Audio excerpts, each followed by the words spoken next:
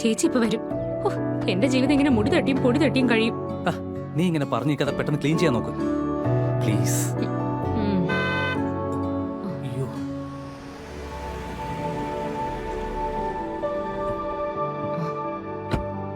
ഇതെന്ത് പറ്റി രണ്ടുപേർക്കും മൊത്തത്തിൽ ഒരു ഒളിച്ചുകളി?